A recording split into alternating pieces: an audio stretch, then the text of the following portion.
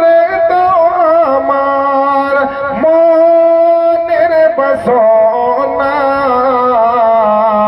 ডেকে নাও মদিনায় আকা ডেকে নাও মদিনায় জোরে বলেন না সুবহানাল্লাহ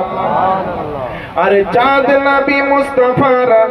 চরণের ধুল গো সূরজ নবী পাকের ইশারায় বাকল গো ইশারায় বাকল গো ইশারায় বাকল গো চাঁদ নবী মুস্তাফার চরণের ধুল গো